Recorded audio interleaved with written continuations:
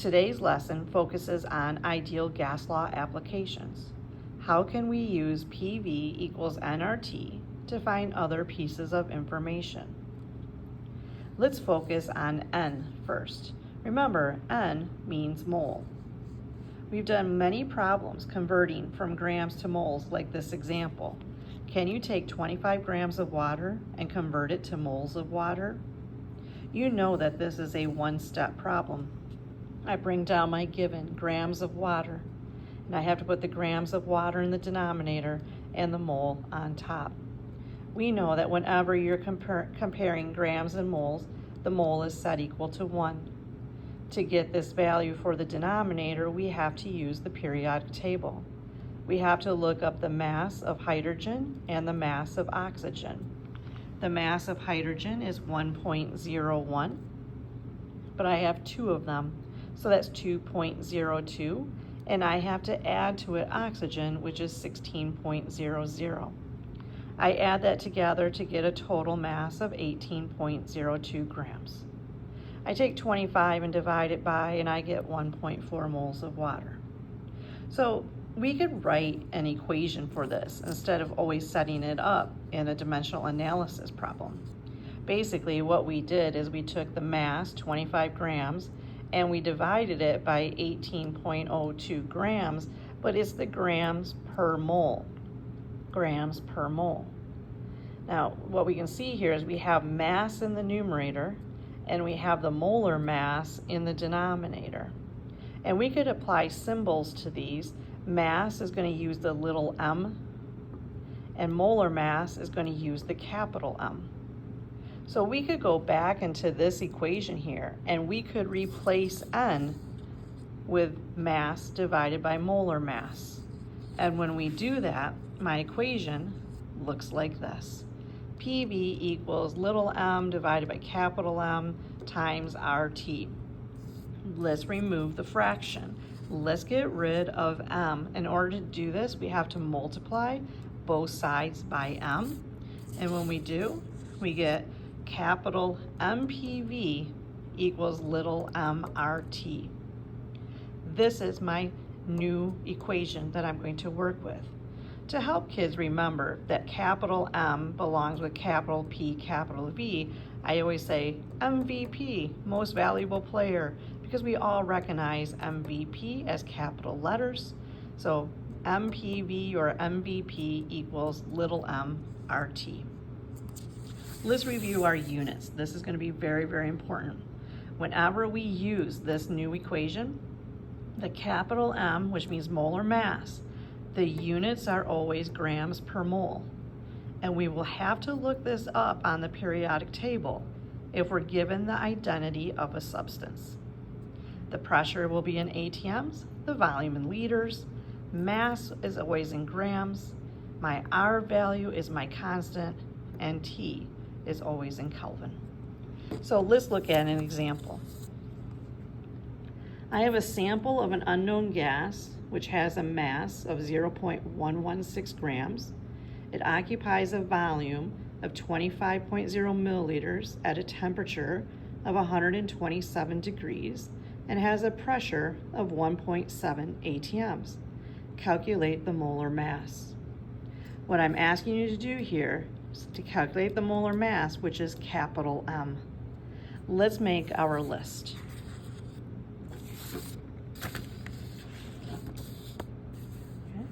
My problem said that I have a mass, so that's my little m.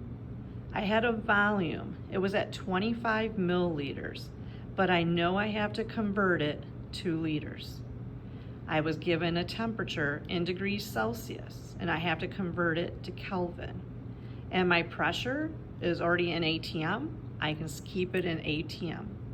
But it asked for me to calculate the molar mass, which is a capital M. So we're going to take our new equation here of MPV equals little mRT, and we are going to solve it for capital M. So I circle capital M. That means I have to get rid of P and V. So I divide both sides by PV. And now I go ahead and I substitute in my values for each of those. This is the important part. Let's make sure that our units cancel. Here, my ATM is in the numerator. It's on top. And my ATM here is under the main division line, so it's on bottom, and they cancel. My liters is on top. My liters is on bottom. They cancel. My Kelvin is on top, but here is under the little division line, so that means this is top, this has to be bottom, so those cancel. And now I don't have anything else that cancel out, so what I'm left with is grams and the mole, which is underneath the little division line. So that means when I go to plug in my answer, I'm going to get grams divided by moles for my units. Take this number times, then divide, then hit equals. And here's what my calculator might look like. I have two significant digits. Actually, yep, two significant digits, so I would round it. Now the second application works off of my MPV equals little mRT formula. What I would like for you to notice here is that there is an equation within this equation. So if we divide each side by V, my equation then becomes MP equals little mRT all divided by V. If we solely focus on this little m divided by V, remember, mass divided by volume is the same thing as density. So we can replace m divided by V with D, and now my equation becomes MP equals DRT. Now for those in my area, this is just kind of a little joke from our old rival school. MP stands for Mount Pleasant, so we would say Mount Pleasant equals dirt. Okay? Not necessarily school appropriate, but it was a nice way for my kiddos to remember the formula MP equals DRT.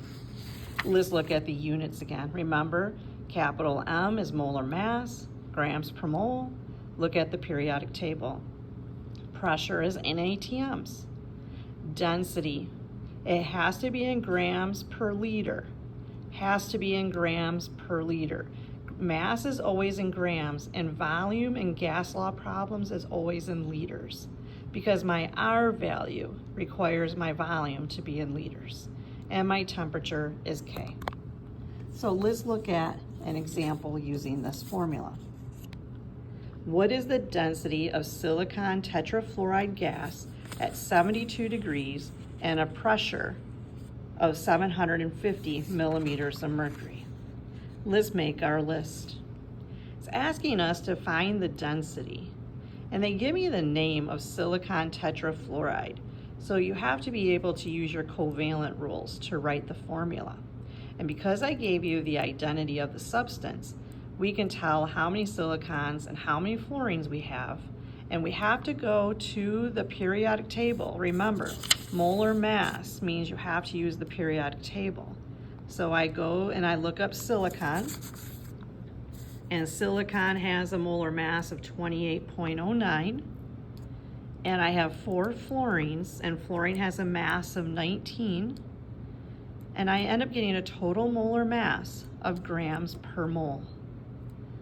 My temperature was 72 degrees, so I convert to Kelvin, and my pressure was given to me in millimeters of mercury, but I have to convert it to ATMs because my gas laws always require pressure to be in ATMs.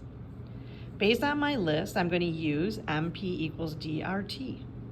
I'm solving this equation for D, so I circle D, and I have to get rid of R and T. So MP divided by RT. So let's plug in our numbers with units. The units are important. Okay, so here I see that I have grams per mole. That mole is in the denominator. This mole is in the denominator of this fraction.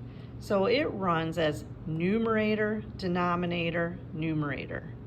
So this mole being in the denominator is canceled by this mole, which is in the numerator. My ATM is on top, my ATM is on the bottom. My Kelvin is on the bottom here, but here it's in the numerator, so they cancel. So now I'm left with grams on top and liters on the bottom. So my units have to be grams per liter. This times this, divided by, gives me my answer. And I put it into significant digits.